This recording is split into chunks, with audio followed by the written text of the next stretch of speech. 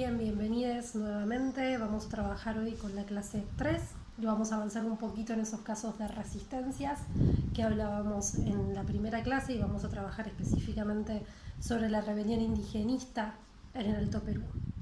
Nuevamente van a ver que hay dos modalidades de contenidos. Por un lado van a tener el video, que es ese documental sobre América Latina que ya empezamos a trabajar la clase pasada, y por otro lado van a tener un texto, que es el texto de Justo Liborio, que se denomina Bolivia, la revolución derrotada. Vamos a arrancar por el video, que nos va a permitir ponernos en contexto de lo que luego va a ser el caso de la rebelión indigenista. El video nos va a permitir ver un poco más sobre la organización de la colonia, la organización política, la organización económica, la organización social, cómo comienza esa idea de civilización versus barbarie, esa civilización que supuestamente estaba dada por el europeo y su cultura, y la barbarie representada por la población originaria, y el rol decisivo que va a tomar la Iglesia con esa tarea evangelizadora de algún modo civilizar lo bárbaro a partir de la imposición coercitiva de una religión que es la católica. Y va a distinguir muy bien el video la acción evangelizadora de la Iglesia, que sostenía ese sistema violento y de brutalidad, en contraposición con la acción evangelizadora de los jesuitas. Y va a dar una marcada diferencia, nos va a mostrar una marcada diferencia en relación a la comunión que van a lograr establecer los jesuitas con las poblaciones originarias. Una organización que estaba inspirada en la teología de la liberación, que luego va a devenir en la acción preferencial por los pobres, base de muchísimos de los movimientos emancipadores de América Latina, y cómo sí logran gestar con las poblaciones originarias, a diferencia del resto del accionar de la Iglesia, una relación de respeto, de ayuda mutua, muy distinta, repito, a cómo se venía dando la acción de la Iglesia hasta ese momento, y que en definitiva después hace que sean perseguidos y también acribillados. Vamos a empezar a ver una España en decadencia, que incluso lo muestra bien el video, en un momento invadida por Francia, y todas las repercusiones que va a tener eso sobre la colonia, y que de algún modo habilita o da lugar a esos primeros intentos de independencia de América Latina. Esa independencia de América Latina, decíamos la clase pasada, lo podemos marcar también como el inicio del pensamiento latinoamericano. El momento, decíamos, usando a Anselmo Giordano, usando a Roy, el momento en que los latinoamericanos empiezan a pensarse a sí mismos, el momento en que América Latina empieza a asociarse con ideas de emancipación, de unidad, de independencia, de un fuerte antiimperialismo. Es el momento en el que empiezan a aparecer esas figuras como las de San Martín, la de Bolívar, la de Juana Zurduy, la de Belgrano, Miranda. ¿Qué es lo que los va a unir? Bueno, los va a unir ese rechazo al sistema colonial ibérico, sobre todo al español. Después de 3 siglos que dura aproximadamente la colonización, esa etapa de conquista, la corona va a entrar en crisis, y esa crisis va a habilitar la aparición, decíamos recién, de la primera ola de revoluciones latinoamericanas, que son las revoluciones de la independencia. Y esto no se va a dar de un día para el otro, sino que va a ser un proceso que va a tener unas tensiones previas que van a marcar el debilitamiento del poder de la corona en América Latina. Podríamos hablar de 4 hechos puntuales: las reformas borbónicas, que son propias del despotismo ilustrado, que aparecen en el documental, que son adoptadas por España a partir de 1760 y que van a ser rechazadas y muy resistidas por buena parte de la élite criolla, es decir, de la élite que se había conformado en América Latina. Por otro lado, tenemos la crisis de la monarquía española, que para entonces decíamos es un imperio en decadencia.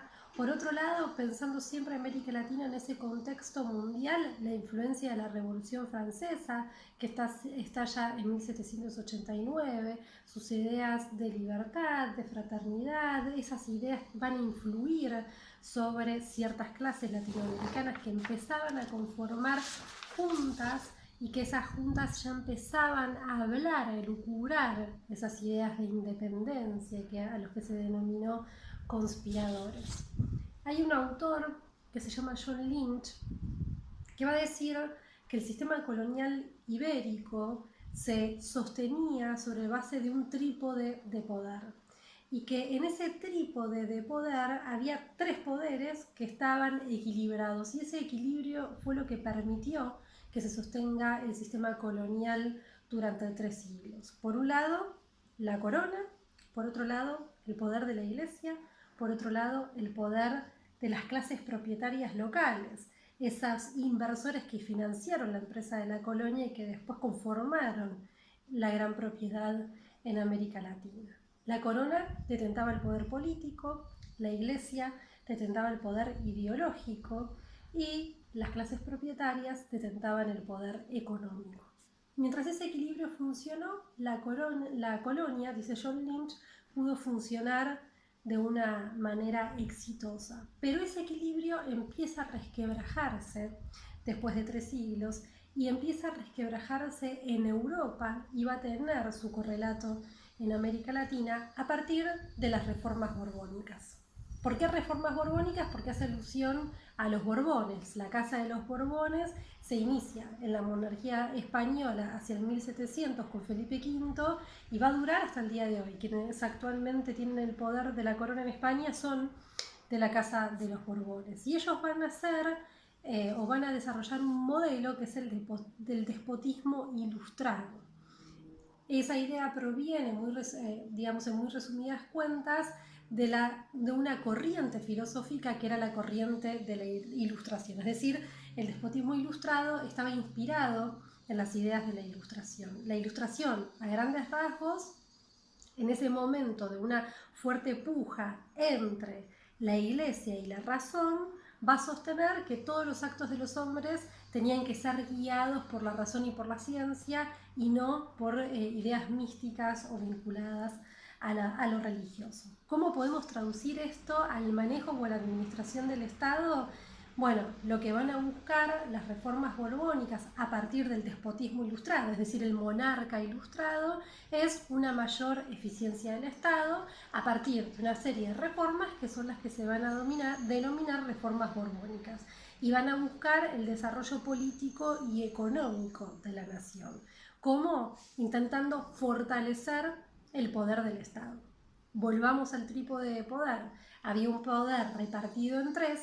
A partir de las reformas borbónicas se intenta fortalecer el rol del Estado, un Estado más presente que intervenga sobre la economía y que intervenga también sobre la religión. Y eso obviamente va a molestar muchísimo a los otros 2 componentes de ese trípode de poder.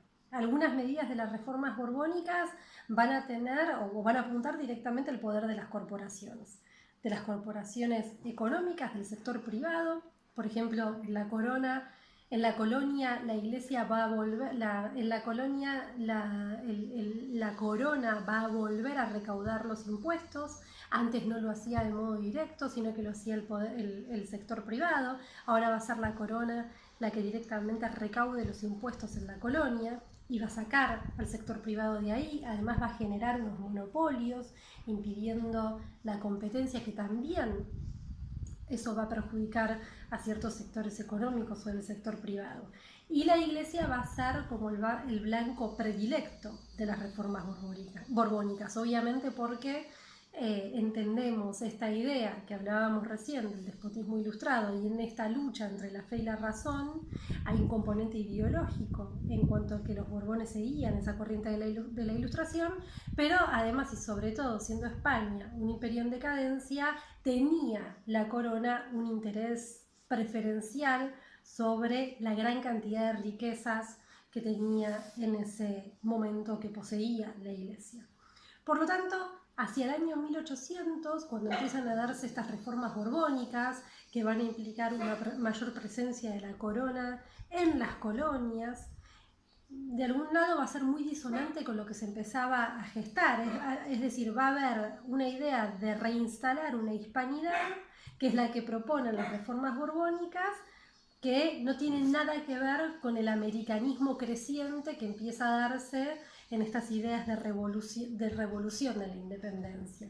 Y van a chocar esas dos ideas, de instalar nuevamente la fuerza del Estado europeo y de una idea de emancipación que empieza a gestarse en los subsuelos de las patrias latinoamericanas.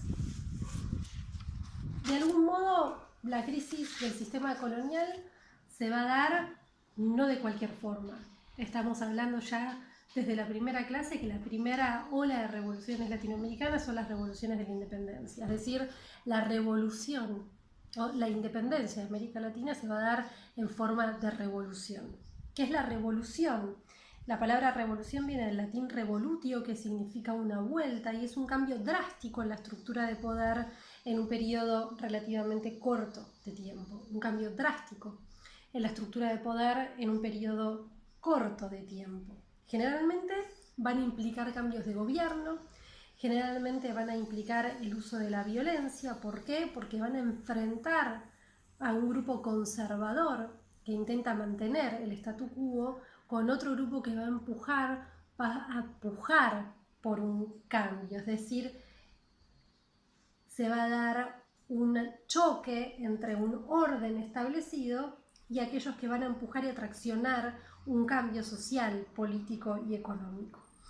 En la historia de los pueblos, las revoluciones de algún modo son un punto de inflexión, ¿no? Porque de ellas surgen los sistemas políticos tal como los conocemos hoy en día. Piensen en el cambio drástico que significaron las revoluciones de la independencia en América Latina. Terminaron con un modelo, terminaron con un orden, terminaron con un sistema que es el sistema colonial y dieron lugar a un sistema profundamente nuevo que es el que se sostiene hasta hoy en día. Permitieron el avance de las repúblicas en América Latina que después se van a coronar en la conformación de los estados nacionales en el siglo XIX. Pero esas revoluciones de la independencia van a tener un antecedente muy importante, que son las rebeliones indigenistas, que es sobre las que va a trabajar el texto de Justo Liborio que les dejé entre los materiales de esta clase. Justo Liborio va a tener una mirada crítica sobre esas rebeliones. ¿Por qué diferenciamos el concepto de revolución al concepto de rebelión y no hablamos de revoluciones indigenistas sino de rebeliones? Bueno, porque la rebelión es un intento organizado y armado de destruir una autoridad establecida, pero no lo logra.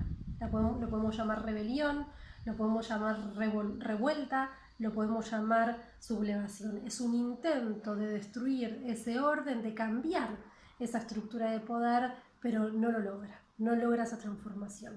Sin embargo, la rebelión indigenista tuvo avances muy importantes con respecto a la situación de las poblaciones originarias, pero no logra romper el sistema colonial, pero sí constituye el antecedente más importante de las revoluciones de la independencia. Decíamos que Justo Liborio, van a ver ustedes, tiene una mirada crítica con respecto a ese proceso, una mirada muy crítica con respecto al rol de los caciques durante la colonia, durante el sistema colonial.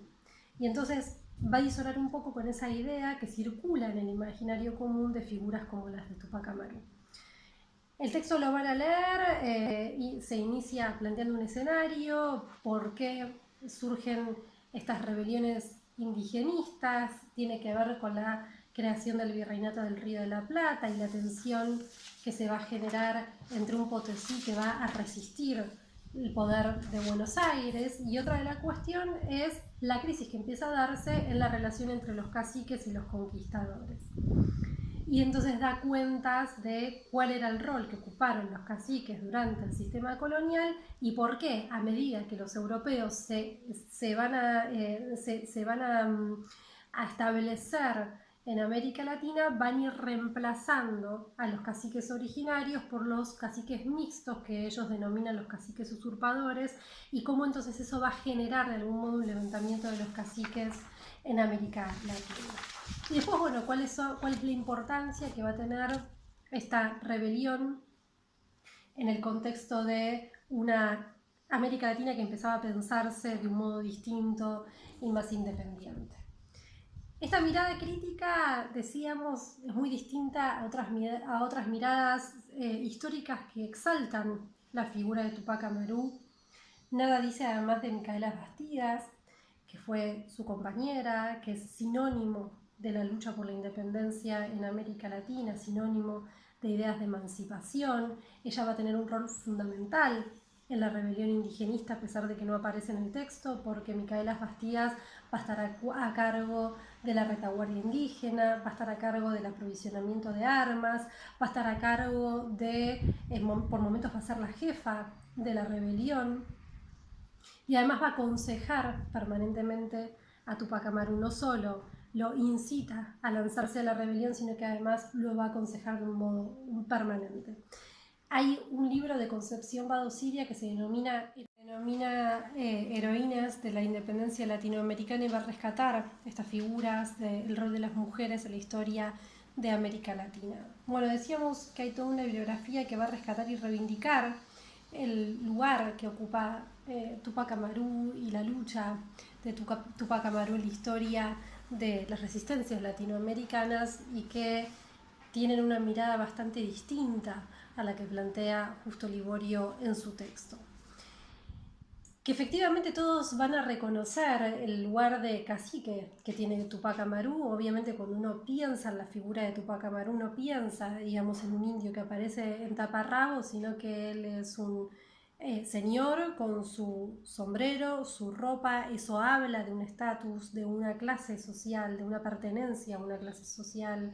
Él era un letrado de la época, había estudiado afuera, tenía bajo su custodia una porción muy grande de territorio, pero la realidad, dicen estos otros autores y autoras, es que él recorría todos los días la tierra que le tocaba administrar, que hablaba con las poblaciones originarias, que trabajaba en esa tierra, que conocía perfectamente sus padecimientos y los sufría, que había hecho una serie de recomendaciones y de pedidos a la corona para mejorar la situación de la población originaria. Incluso él había pedido que no se cobre más el impuesto de la mita, una cuestión que él consideraba injusto, y que debido a esas, digamos, a las negativas de la corona en torno a sus pedidos es que él decide lanzarse a la lucha.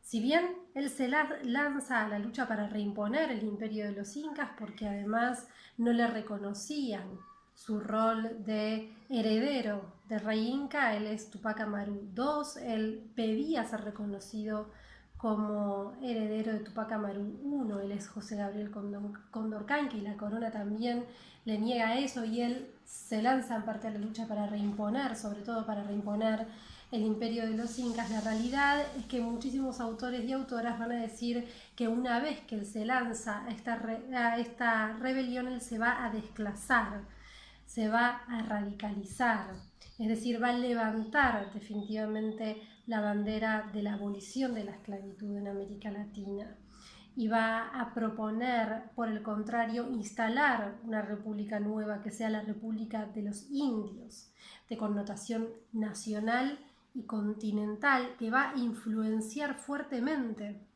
las ideas de las independencias en América Latina. Es decir, que en la lucha va a haber un proceso de transformación en el que él se va a terminar relevando contra los fundamentos organizativos de la represión colonial, como por ejemplo la mita. Bueno, les propongo entonces mirar este video sobre el contexto que hablamos al principio, y leer el texto, y nos vemos la clase que viene. Saludos.